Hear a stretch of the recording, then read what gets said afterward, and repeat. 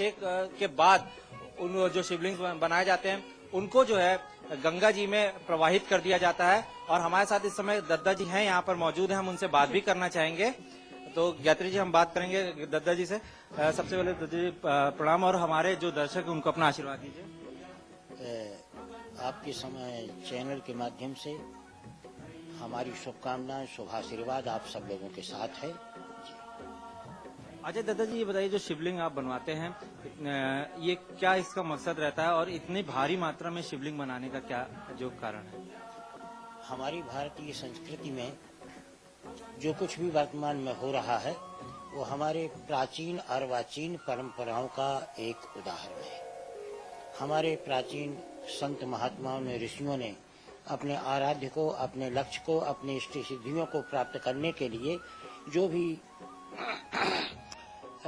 लोगों ने भजन किया, उपासना की, आराधनाएं की हैं, उन आराधनाओं में, उन उपासनाओं में और हमारा 1.25 करोड़ पार्थिव शिवलिंग निर्माण महारुद्र यज्ञ का जो महारुद्र यज्ञ है, ये भी एक महत्व और पूर्ण है और मायने रखता है।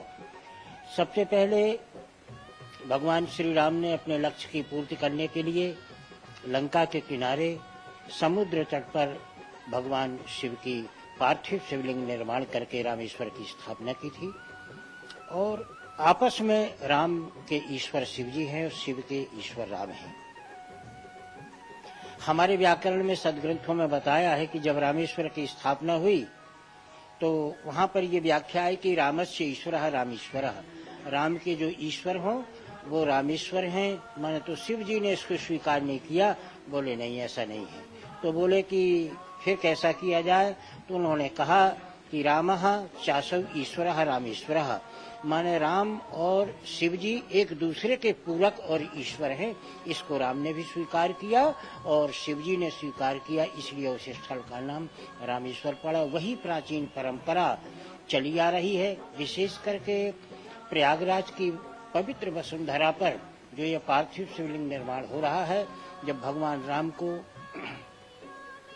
14 वर्ष का वनवास मिला था तो प्रयागराज की पवित्र वसुंधरा पर एक स्थान है जिसका नाम श्रृंगवेरपुर है। वहाँ भी भगवान ने पार्थिव शिवलिंग निर्माण का पूजन करके और अपनी अग्रिम यात्रा और भविष्य की सिद्धि के लिए भी प्रार्थना की थी। ऐसी सारी बहुत सी परंपराएं हैं और उन परंपराओं का निर्वहन करते हुए हमारे अतीत के ऋषि मुनि महात्माओं ने जो निर्देश दिए उसका पालन करते हुए 1.25 करोड़ पार्थिव शिवलिंग निर्माण किया जाता है। प्रश्न एक और है कि 1.25 करोड़ पार्थिव शिवलिंग निर्माण ही क्यों किए जाते हैं, तो उसका एक अर्थ होता है। हमारे हिंदू संस्कृति में अंकों का बहुत बड़ा महत्व होता है। आजकल के युग में कोई 1 रुपये का संकल्प नहीं देता है, वो अपवित्र माना जाता है। बोले 1.25 रुपये का, 5 का नहीं 5.25 का, इसलिए करोड़ नहीं 1.25 करोड़ की संख्या होती है। इसमें प्रतिदिन 18 लाख और 7 दिन में 1.25 करोड़ होने चाहिए। अगर हुआ तो वो आयोजक के लिए, राष्ट्र के लिए, परिवार के लिए, समाज के लिए वरदान है। और यदि ये संकल्प पूर्ति नहीं हो पाती है तो राष्ट्र, परिवार और समाज के लिए वो अभिशाप भी होता है। इसलिए आपने देखा होगा कि विभिन्न प्रकार के लोग, संत महात्मा और यज्ञ करते हैं। उन यज्ञों में विभिन्न प्रकार के जो राष्ट्र के निर्माण के लिए, राष्ट्र कल्याण के लिए विभिन्न प्रकार के यज्ञ होते हैं, लेकिन ये यज्ञ संकल्पित होता है और इसमें जन समर्थन की बहुत ज़्यादा आवश्यकता होती है। इसलिए बहुतायत लोग बहुत कम करते हैं। परम पूज्य स्वामी करपात्री जी के आदेशानुसार गुरु दक्षिणा में हमने ये संकल्प लिया और सबसे पहले जबलपुर नगर निगम स्टेडियम में 1980 में किया। प्रयागराज की वसुंधरा पर ये 70वां आयोजन है। और ये आयोजन में एक सबसे बड़ी विशेषता है कि धार्मिक लाभ तो इससे होता ही होता है, क्योंकि धार्मिक अनुष्ठानों में धार्मिक लाभ तो होता ही है, लेकिन मेरी मान्यता है कि इसमें भौतिक लाभ भी होता है। भौतिक लाभ का अर्थ होता है केवल ये कि विभिन्न प्रकार के आयोजनों के लक्ष्य होते हैं। कोई लक्ष्मी यज्ञ होता है, कोई महालक्ष्मी नारायण होता है धन संपत्ति के लिए। लेकिन हमारी एक मान्यता है कि वास्तव में हमारे परिवार, हमारा समाज, हमारे राष्ट्र के जो राष्ट्रधारक हैं वो हमारे आज देश की नौयुवा पीढ़ी है, लेकिन इस दुनिया की चकाचौंध में वे पश्चिम की ओर मुड़ रहे हैं, ऐसी अनुभूति हुई। तो हमारे इस लक्ष्य का जो, हमारे मिशन का जो पूरा का पूरा ध्यान केंद्रित है वो ये है कि हमारी नौयुवा पीढ़ी के उसको पश्चिम से पूरब की ओर मोड़ना और भारतीय संस्कृति से परिचय कराना। अगर ये इस प्रकार का मिशन, हमारा संकल्प पूरा होता है तो हमारे परिवार की मर्यादाओं का, हमारे समाज की संरचना और राष्ट्र के कल्याण की स्थिति और राष्ट्र की स्थिति पूर्ण हो जाएगी। इसलिए इस भौतिक लक्ष्य भी हमारे इस मिशन के साथ में है। ठीक है गायत्री की भौतिक लक्ष्य भी है और साथ साथ धार्मिक जो लक्ष्य है वो भी है और इससे पूरे राष्ट्र का कल्याण होता है। अच्छा, हमारे साथ जो इनके शिष्य हैं और मशहूर जो अभिनेता हैं आशुतोष राणा जी, वो इस समय देखिए आ चुके हैं और गुरु जी का आशीर्वाद ले रहे हैं और हमारे साथ हैं। हम इनसे भी बात करेंगे कि ये पूरा आयोजन में काफी मेहनत करते हैं, हमेशा आते हैं यहाँ पर और जो दद्दा जी के साथ यहाँ पे पूरा अपना सब काम धाम छोड़ के यहाँ पे रहते हैं। कैसा लग रहा है आशुतोष जी आपको यहाँ पर जब शिवलिंगों का निर्माण शुरू हो चुका, इससे पहले जब होने वाला तब भी हमने आपसे बात की थी? देखिए, ये बिल्कुल वैसा ही सवाल है कि किसी बच्चे से पूछा जाए कि आपको अपनी माँ की गोद में कैसा लग रहा है, तो मुझे लगता है कि संसार में सबसे सुरक्षित स्थान होता है माँ की गोद। और परम पूज्य दद्दा हम लोगों के ईश्वर ही नहीं है, हमारे गुरु ही नहीं है, हमारी माँ भी हैं, हमारे मातृत्व, उनके मातृत्व की छाया में हम लोग रहते हैं। तो निश्चित रूप से वो बच्चा सर्वाधिक शक्तिशाली और सुरक्षित अपने आप को महसूस करता है। तो ये तो जड़ों से लौटने की बात है या जड़ों पर से जुड़ने की बात है। और हम किसान के बच्चे हैं, जो वृक्ष जड़ों से जितना जुड़ा होता है वो उतना ही फलदार होता है, उतना ही परिष्कृत होता है। अच्छा आशुतोष जी, आपने पिछली बार भी बताया था कि जब जब ये यज्ञ हुआ और जब जब ऐसे शिवलिंगों का निर्माण हुआ, आप हमेशा साथ में रहे हैं, तो आपको कितनी शक्ति जो है वो मिलती है इसके बाद? और आपने पिछली बार बताया पूरे साल जो रहता है वो आप एक अद्भुत जो अनुभूति होती है वो आपको होती है। ये जो कुछ भी आप आशुतोष राणा के पास देख रहे हैं, ये परम पूज्य दद्दा जी की महती कृपा है। कुछ लोगों को भाग्य से मिलता है, कुछ लोगों को कर्म से मिलता है और एक तीसरी श्रेणी होती है कि किन्हीं लोगों को कृपा से मिलता है। तो मैं उस तीसरी श्रेणी का व्यक्ति हूँ कि इसके पास जो कुछ भी है, एक शेष वर्ग का व्यक्ति था और दद्दा जी की सदकृपा मेरे ऊपर हुई तो शेष वर्ग में से दद्दा ने आपको विशेष बना दिया। तो ये जितना जो कुछ भी आप आशुतोष राणा की जिंदगी में देख रहे हैं, तो ये परम पूज्य का प्रसाद है और हमारी प्रार्थना होती है कि उनकी कृपा का हमारे माध्यम से सिर्फ सदुपयोग हो। अगर उसका सदुपयोग ना कर पाए तो कम से कम इतनी कृपा बनी रहे कि उसका दुरुपयोग हमारे हाथों से कभी ना हो। देखिए गायत्री, गुरु और जो शिष्य की जो परंपरा है, कितना विनम्र होकर बोल रहे हैं कि सब कुछ जो भी मिला है आज गुरु जी के ही है, जो दद्दा जी हैं, इन्हीं के कारण आप आशुतोष राणा जी को जो देख रहे हैं वो यहाँ पे देख रहे हैं। गायत्री, आलोक, अक्सर फैंस के बीच में आशुतोष घिरे रहते हैं, लेकिन कुंभ में पहुंचे एक आम आदमी बनकर कैसा उन्हें लग रहा है? यहाँ बिल्कुल, जब हम लोगों ने पिछली बार भी बात की थी तब भी वो एकदम आम भक्त की तरह और आए थे यहाँ पर और बता रहे थे कि जब यहाँ पे कुंभ में आदमी आता है तो उसको सब कुछ छोड़ के अपना जो अस्तित्व उसको छोड़ के एक आम आदमी की तरह ही आना चाहिए। आज फिर यही चीज हम पूछना चाहते हैं कि वो जब एक फिल्म स्टार होने के बाद जब यहाँ पर आते हैं तो कैसा महसूस करते हैं और किस श्रद्धा के साथ वो यहाँ पर आते हैं? हमने ये सवाल आपने जो हमसे किया, हमने एक दिन रात में अभी परसों पूज्य दद्दा जी से किया। हमका दद्दा जीवन में इसका क्या महत्व है? तो दद्दा बोले कि बेटा 3 दौड़ें होती हैं हर इंसान की जिंदगी में, तन की दौड़, मन की दौड़ और धन की दौड़। और हम इन तीनों दौड़ों में अपनी शुभता चाहते हैं, परिष्कार चाहते हैं। तो बोले बेटा कुंभ का जो महत्व है, जो बात मुझे लगी, और दद्दा ने धर्म को जितना सरलीकृत किया है कि हम जैसे लोगों की डगमगाती हुई आस्थाएं या तो उदासीन हो जाती हैं या फिर हम आस्तिक से नास्तिक की दिशा में परिवर्तित हो जाते हैं। लेकिन चूंकि पूज्य दद्दा जैसे संतों की वजह से धर्म के सरलीकृत होने से दद्दा ने ये कहा कि बेटा यहाँ पर तुम आते हो, स्नान करते हो तो तुम्हारा तन शुद्ध होता है, ध्यान करते हो तो तुम्हारा मन शुद्ध होता है और दान करते हो तो तुम्हारा धन शुद्ध होता है।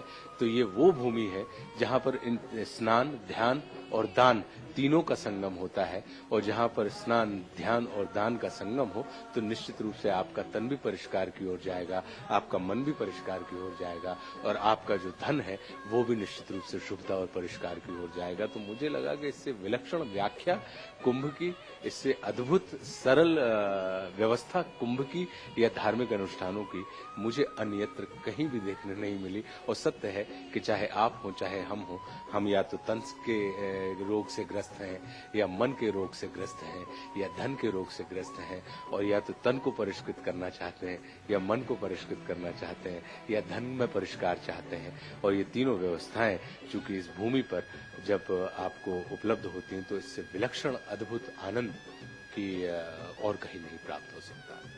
यात्री बिल्कुल एकदम जो कह रहे हैं सरलीकरण है जो कुंभ का, वो दद्दा जी ने बताया। दद्दा जी से एक और सवाल पूछना चाहते हैं कि यहाँ पे भी बहुत सारे लोग आते हैं। चलिए आशुतोष जी आए, इनको सारा एक आम आदमी की तरह बन के आए, लेकिन काफी अभी हम लोगों ने पिछले 2 ही 3 दिन में देखा काफी राजनेता है जो स्नान करने के बाद भी अपने जो राजनीति है वो यहाँ पे उन्होंने कहीं ना कहीं जो उनके साथ जुड़ी रहती है उसका एक अक्ष देखने को मिला।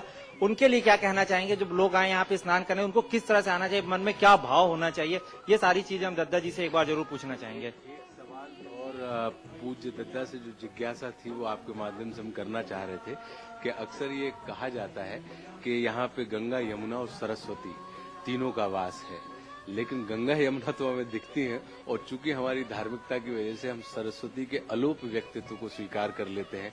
लेकिन एक जागरूक व्यक्ति की हैसियत से हमेशा ये सवाल दिमाग में खड़ा रहता है कि वो सरस्वती प्रत्यक्ष होते हुए भी अप्रत्यक्ष क्यों है। तो जी हाँ, दद्दा जी से जो सवाल है, एक हमारा सवाल और एक आशुतोष जी का सवाल, दोनों सवाल हम पूछना चाहेंगे। दादा जी बताइए कि जैसा भी उन्होंने कहा, जो सरस्वती जी का एक जो रूप नहीं दिखता है उसको कैसे आदमी स्वीकार होता है? सवाल यह है कि हमारी पवित्र वसुंधरा पर, प्रयागराज की जमीन पर इसलिए विशेष महत्व है माघ के महीने में या कुंभी में या अर्ध कुंभ में या महाकुंभ में, क्योंकि यहाँ पर त्रिवेणी का संगम है। त्रिवेणी को लोग संगम की परिभाषा, आध्यात्मिक परिभाषा जो देते हैं वो गंगा, यमुना और सरस्वती के मिलन का। पर जनमानस के पटल में जो एक बात उठती है कि गंगा और यमुना तो प्रत्यक्ष हैं, दिखती हैं, पर सरस्वती नहीं दिखती हैं, वो लोप हैं। किसी ऋषि मुनि के हिसाब से वो लोप हो गई थी। लेकिन जहाँ तक मेरी मान्यता है, जो आध्यात्मिक परिभाषा है त्रिवेणी की, वो ये है कि गंगा प्रत्यक्षदर्शी है, यमुना भी प्रत्यक्षदर्शी है, ये सब आपको दिख रही है, लेकिन सरस्वती नहीं दिखती। हमारी आध्यात्मिक भाषा में सरस्वती का वास मुंह में रहता है और इससे पवित्र वसुंधरा पर जितने भी संत, महात्मा और विद्वान लोग आए हैं उनके मुख से जो कथा होती है वही एक सरस्वती का प्रवाह है। और गंगा, यमुना, सरस्वती का ये तीनों प्रवाह है, ये तीनों त्रिवेणी का संगम है। ये आध्यात्मिक परिभाषा है इसकी, तो इसको अपन मान लें। क्योंकि हमारे सदग्रंथ बताते हैं कि अगर आपको सरस्वती, जैसे अपन नहीं कहने लगते कोई विद्वान अच्छा बोलते हैं, बोले सरस्वती बह रही उनके मुख से, तो कथा में सरस्वती का प्रवाहन हो रहा है। इसका तात्पर्य होता है कि गंगा, यमुना, सरस्वती भारत केवल संगम के एक विशिष्ट स्थान पर त्रिवेणी नहीं है, पर प्रयागराज की पवित्र वसुंधरा के कण कण में त्रिवेणी का अधिवास है, जहाँ पर लोग किसी भी घाट में स्नान करके और भौतिक और आध्यात्मिक लाभ ले सकते हैं। देखा गया था कितनी बड़ी बात है कि जो सरस्वती, अब तक किसी लोग आते थे, एक विषय बना रहता था कि सरस्वती जी नहीं दिखती हैं। दद्दा जी ने एकदम साफ कर दिया, सरस्वती जो संतों के जो जीवा है उस पे विराजमान है। तो ये संत समागम ही कुंभ को पूर्ण कुंभ बनाता है। यात्री बिल्कुल। आलोक, आशुतोष आपके साथ मौजूद है वहाँ पर। हम जानना चाहेंगे उनसे, जब भी वो कुंभ में आते हैं, क्या पहली बार कुंभ में आए या अक्सर कुंभ में वो आते हैं, और किस तरह के विशेष पूजा कार्यक्रमों में हिस्सा लेते हैं आशुतोष? या बिल्कुल हमारे साथ में ही है आशुतोष जी, हम इनसे बिल्कुल आपका सवाल पूछेंगे। आशुतोष जी बताइए कि जब आप कुंभ में आते हैं तो किस तरह की जो पूजाएं होती हैं उसमें आप विशेष महत्व लेते हैं, और क्या विशेष आप कुंभ में हमेशा स्नान करने के बाद? देखिए, हमारी तो सिर्फ एक ही पूजा है कि हमारे ईश्वर परम पूज्य गुरुदेव हैं। अगर दद्दा हमसे कहेंगे कि बेटा 1.25 करोड़ शिवलिंग बनाना है तो हम उसमें जुट जाएंगे। और दद्दा अगर हमसे कह देंगे कि बेटा 1.25 करोड़ रामचंद्र जी बनाने हैं, तो हम उसमें जुट जाएंगे। हमारा तो ये मानना, और हम जैसे ऐसे लाखों गुरु भाई हैं हम लोग जो इस चीज में विश्वास रखते हैं, क्योंकि हम में से, आप में से किसी ने भी ईश्वर को नहीं देखा। हमने तो ईश्वर को यदि देखा है तो वो गुरु के रूप में देखा है। ईश्वर का साकार स्वरूप जो होते हैं वो गुरु होते हैं, और गुरु का निराकार स्वरूप जो होता है वो ईश्वर होता है। तो हमारे लिए तो गुरु आदेश ही धर्म है, हमारे लिए गुरु आदेश ही अनुष्ठान है, हमारे लिए गुरु आदेश ही कर्म है। तो गुरु को सर पे राखिए, चलिए आज्ञा माही, और कह कबीर दास